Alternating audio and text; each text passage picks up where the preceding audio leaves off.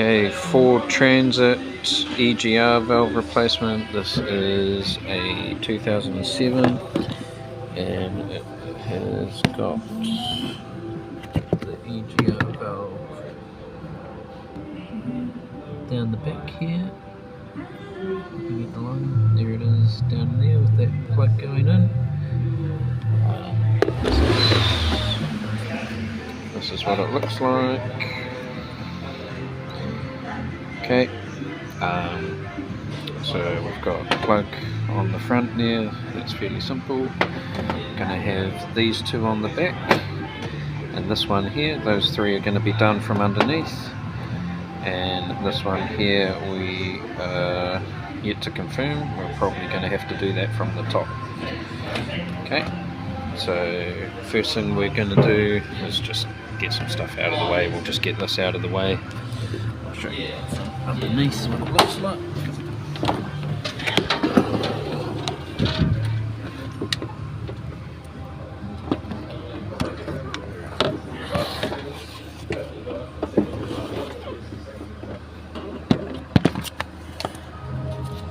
So yeah, we're up above the starter motor here. So just above this hose here, we've got a 10mm bolt further up, and then that's the 8mm for that bit, and then there's one on the other side. So you might just have to pull this hose down a bit just to get at that, but we're going to use a long 3/8 10mm socket on there and the one on top, and get those undone. Okay, so plug off there. This tab here, you just kind of need to push it up and back to release that, and then pull it up. They can be quite tight, so sometimes a screwdriver or something in there just to lever that up and back, and this will release. Okay, so our first bolt there, just above this hose, we'll just put our socket on, put our ratchet onto it. Okay, so that's fairly easy. What we're going to do is we're just going to loosen each bolt but not take it right out, just so that the valve is still supported while we undo the other bolts, and you're not going to end up twisting anything when you're trying to undo a tight bolt and you've got the others undone. So hopefully we can also get this on to the one up here.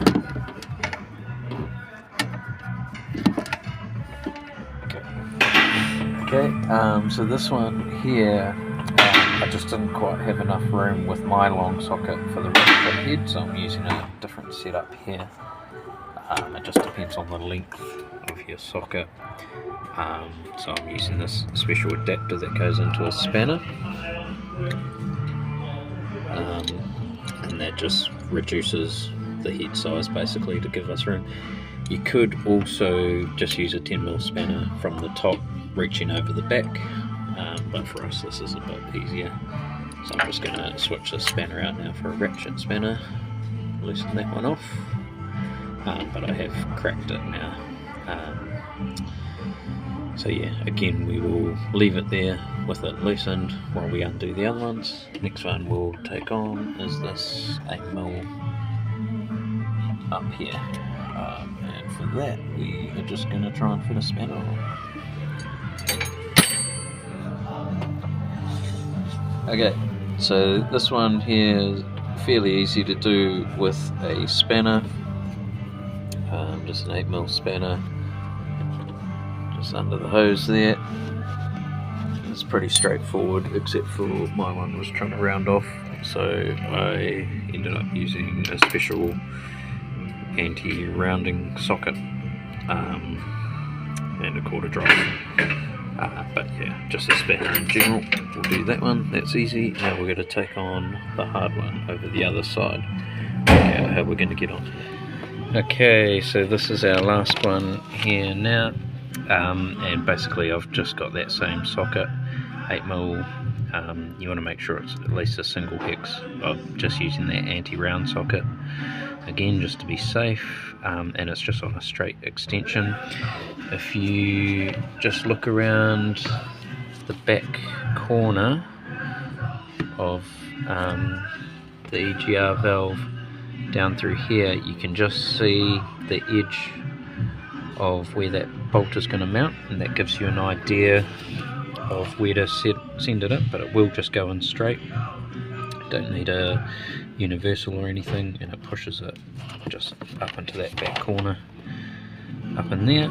I did have to use an extension pole on here just for a bit of extra leverage to crack it, but now because this is the last one that I'm undoing, I can, now that I'm set up in there, I can take this one right out, and then I'll go back through and take all of the other bolts that I've loosened right out, and then that will release our valve to come out. So we've got all our bolts out now, and all I'm going to do from underneath here is just move it enough at the moment just to get the gaskets out.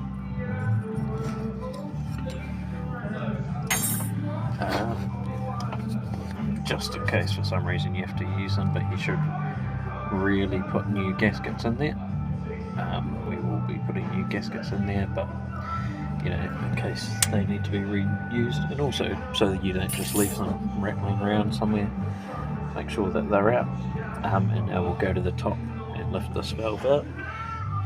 So these are the 8mm bolts that the heads are starting to round. We'll be replacing those, putting new bolts in, just so that there's no issues further down the track for if this ever needs to be done again. Don't want to put rounded bolts back in. Okay, hopefully we can just pick this up and pull it up there, nice and easy.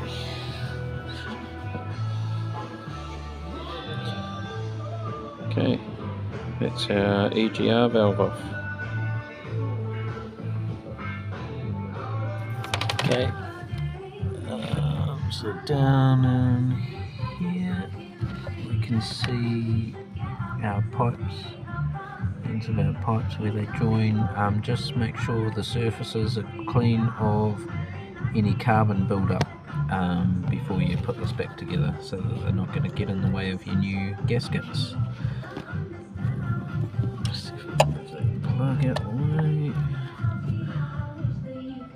See a bit better there. Yep, so just make sure those surfaces are clean of any build-up. We're going to clean these ones off, and then we'll start our reassembly, which we will start simply by setting our valve down in place there without the gaskets, and then we'll go and insert our gaskets from underneath.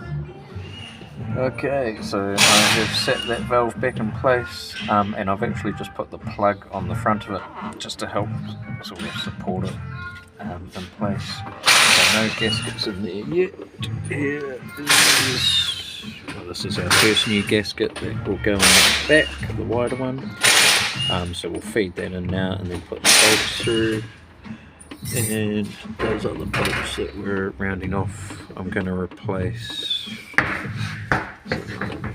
Yeah, I've just found some other bolts in good condition with 10mm heads, because they're still the same size in terms of the flange, so they don't need to be those 8mm, or you can get 8mm if you please, but I'm just going to use these 10mm bolts, or 10mm headed bolts, actually like a 6mm thread, but yeah. So yep, that's my trick now, but I'll need both my hands to do it, just to feed each gasket in, start the bolts. So I'm going to start those back ones, and then I'm going to start this one, and then we'll go to the top and we'll show you how to start that tricky one on the back. Okay, so that's our 3 bolts started now. So we've started one there. With this one, because we're yet to start the one on the other side, just make sure that that gasket is lined up as best you can along the edges, so that we can get the hole as close as possible on the other side. Okay, and those back ones are started with the gasket in there, so we'll go to the top now.